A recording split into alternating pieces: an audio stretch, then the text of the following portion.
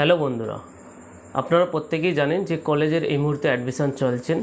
আপনারা যারা কলেজে অ্যাডমিশন নিয়েছেন তারা চিন্তায় আছেন যে অনলাইন ফর্ম ফিল আপ তো করে ফেলেছি, এরপর আমরা কি করব, অর্থাৎ এর যে পরবর্তী স্টেপগুলো আছে সেগুলো কিভাবে খবর পাবো, কোথায় যাব, কি করতে হবে, কিভাবে অ্যাডমিশন নেব, কলেজ কবে থেকে স্টার্ট হবে, আমার অ্যাডমিশনের কনফার্ম হলো কি না, সেই সমস্ত খবর কিন্তু আজকের এই ভিডিওতে আলোচনা করব।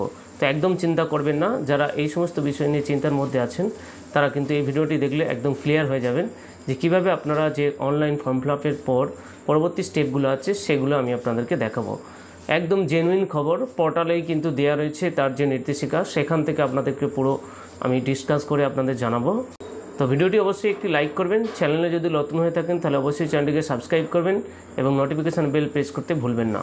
তো দেখুন, যারা এই মুহূর্তে অনলাইনে ফর্ম ফিল আপ করে নিয়েছেন এবং ভাবছেন যে কিভাবে আমরা জানতে পারবো যে কবে মেরিট লিস্ট প্রকাশ হবে বা কিভাবে খবর পাবো, দেখো মেরিট লিস্ট প্রকাশ হবে কিন্তু 12 তারিখে। তার আগে ফর্ম ফিল আপ যে চলছে 7 তারিখ পর্যন্ত চলবে, অর্থাৎ 7ই জুলাই পোর্টাল বন্ধ হয়ে যাবে অনলাইন অ্যাপ্লিকেশানের। তারপরেই কিন্তু আপনার 12 জুলাই কিন্তু তখন মেরিট লিস্ট প্রকাশ হবে। তো এই মেরিট লিস্ট প্রকাশ হলে সেখানে আপনার নাম আসলো নাকি আসলো না, সেই সমস্ত খবর কিন্তু আপনারা জানতে পারবেন আপনাদের যে মোবাইল নাম্বার এবং ইমেল আইডি আছে সেখানে আপনারা মেসেজ পাবেন। অর্থাৎ অ্যাপ্লিকেশান করার সময় যে মোবাইল নাম্বার এবং ইমেল আইডি দিয়েছেন সেই মোবাইল নাম্বার এবং ইমেল আইডিতেই কিন্তু আপনাদের মেল আসবে, অর্থাৎ সেই ইমেল আইডি এবং মোবাইল নাম্বারটা আপনাদের কিন্তু ফলো করতে হবে। সেখানেই আপনারা জানতে পারবেন যে আপনার ফার্স্ট কাউন্সিলিংয়ে বা যে মেরিট লিস্ট প্রকাশ হয়েছে সেখানে আপনার নাম আসলো কি না। এরপর দেখুন, ফার্স্ট মেরিট লিস্টে আপনার নাম এসেছেন এবং আপনাকে কিন্তু ফর্ম ফিল আপ যে করেছিলেন তার এগেনস্টে আপনাকে কিন্তু এবার অনলাইন যে ফিজটা সেটা কিন্তু পেমেন্ট করতে হবে। এই ফিজ আপনারা অনলাইনে পেমেন্ট করতে পারবেন, সেখানে অনলাইনে আপনার নেট ব্যাঙ্কিং, ইউপিআই যে কোনো মাধ্যমে আপনারা কিন্তু পেমেন্ট করে দিতে পারবেন, তাহলেই কিন্তু আপনার যে অ্যাডমিশন সেটা কনফার্ম হলো। এরপর আসছি যে অ্যাপ্লিকেশান যারা করেছে, অর্থাৎ ফর্ম ফিল আপও হয়ে গেছে এবং ফিজও জমা দিয়ে দিয়েছে এবং ভর্তিও হয়ে গেছে, অর্থাৎ তার সিট কনফার্ম, এটা কিন্তু নয়। ফিজ পেমেন্ট করার পর ততক্ষণ না পর্যন্ত সিটটা কনফার্ম হচ্ছে যতক্ষণ না পর্যন্ত আপনার যে ফিজিক্যাল ভেরিফিকেশান, অর্থাৎ আপনি যে সমস্ত ডকুমেন্টসগুলো দিয়ে অনলাইন অ্যাপ্লিকেশান করেছেন সেই সমস্ত ডকুমেন্টসগুলো আপনাকে যে ইনস্টিটিউটে আপনি ভর্তি হয়েছেন বা যেখানে আপনি অ্যাডমিশন নিয়েছেন সেখানে গিয়ে আপনাকে ফিজিক্যাল ভেরিফিকেশান করাতে হবে। তো এই যে ফিজিক্যাল ভেরিফিকেশান, তার ডেট কবে এবং কবে আপনাদের ফিজিক্যাল ভেরিফিকেশান করতে হবে সেগুলোও কিন্তু আপনারা SMS-এর মাধ্যমেই পেয়ে যাবেন। এরপর আসছি, যদি কোনো আবেদনকারী তার যে প্রেফারেন্স লিস্ট ছিল সেই প্রেফারেন্স লিস্ট অনুযায়ী সেই কলেজে পেল না, তাহলে তাকে কি করতে হবে। তো যখন ফার্স্ট মেরিট লিস্টে যখন তার নাম আসেনি, তো তাকে ওয়েট করতে হবে যে পরবর্তী যে লিস্ট আছে বা পরবর্তী লিস্ট কবে প্রকাশ হবে তার জন্য কি SMS আসছে সেটা কিন্তু তাকে ফলো করতে হবে।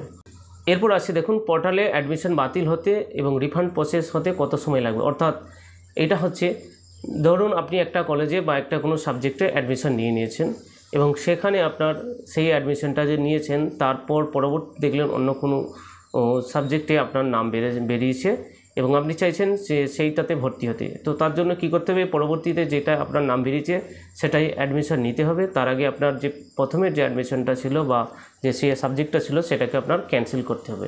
তো সেখানে ক্যান্সেল করার পর আপনি যে পেমেন্ট সেটা কিন্তু আপনার যে ব্যাঙ্ক অ্যাকাউন্ট এখন দেওয়া হচ্ছে এই ব্যাঙ্ক অ্যাকাউন্টে কিন্তু আপনার পেমেন্টটা পাবেন।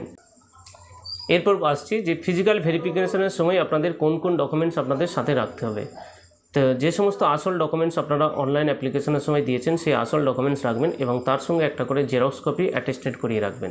যে সমস্ত ডকুমেন্টসগুলো আপনাকে ভেরিফিকেশনের জন্য নিয়ে যেতে হবে সেগুলো আপনারা প্রত্যেকেই জানেন, তবু আর একবার বলে দিচ্ছি। আপনার যে আসল ডকুমেন্টস, অর্থাৎ আপনার যে ডেট অফ বার্থ তার যে প্রমাণপত্র হিসেবে যেটা দিয়েছেন সেটা, ক্লাস 12-এর আপনার যে রেজিস্ট্রেশন সার্টিফিকেট সেটা নিয়ে যেতে হবে, ক্লাস 10-এর মার্কশিট নিয়ে যেতে হবে, ক্লাস 12-এর মার্কশিট নিয়ে যেতে হবে, আপনার যদি কোনো PWD সার্টিফিকেট থাকে সেটা নিয়ে যেতে হবে, যদি কোনো কাস্ট সার্টিফিকেট থাকে সেটাও আপনার রাখতে হবে, আপনার একটা পাসপোর্ট সাইজের ফটো নিয়ে যেতে হবে এবং আপনার যদি কোনো খেলাধুলার সার্টিফিকেট থাকে সেগুলো আপনাকে নিয়ে যেতে হবে। নিয়ে গিয়ে সেগুলো আপনাকে কলেজে ফিজিক্যাল ভেরিফিকেশান করাতে হবে। তো তাহলেই কিন্তু আপনারা যে সিটটা সেটা কিন্তু কনফার্ম হবেন।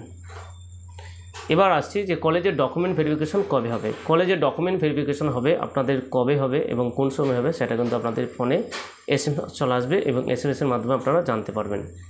এবার আসছি যে অ্যাডমিশনের কতগুলো পর্যায় আছে। দেখুন, অ্যাডমিশন পর্যায়টা হচ্ছে একদম অনলাইন অ্যাপ্লিকেশান থেকে শুরু করে আপনি যতক্ষণ না পর্যন্ত ফিজিক্যাল ভেরিফিকেশান করছেন ততক্ষণ পর্যন্ত কিন্তু আপনার যে যতগুলো স্টেপ প্রত্যেকটা স্টেপই কিন্তু আপনার অ্যাডমিশনের পর্যায়ে। সেটা আপনি অনলাইন অ্যাপ্লিকেশান যখন করছেন সেটা, তারপর যখন আপনি সিট অ্যালোটেড হচ্ছে সেখানে যখন ফিজ পেমেন্ট করছেন এবং তার যে পরবর্তী পেজ, তারপর যখন ফিজিক্যাল ডকুমেন্টস ভেরিফিকেশান করছেন, এই যে পুরো প্রসেসটা এটা পুরোটাই হচ্ছে একদম অ্যাডমিশন যে প্রসেস বা পর্যায়। তো এই ছিল আজকের ভিডিও। আশা করি আপনাদের ইনফরমেশনটা ভালো লেগেছে। যদি ভালো লাগে অবশ্যই একটু লাইক করবেন, পরবর্তী আপডেট পেতে চ্যানেলটিকে সাবস্ক্রাইব করবেন, নোটিফিকেশান বেল অন করতে ভুলবেন না। দেখা হচ্ছে পরবর্তী ভিডিওতে। ততক্ষণ পর্যন্ত ভালো থাকবেন, সুস্থ থাকবেন।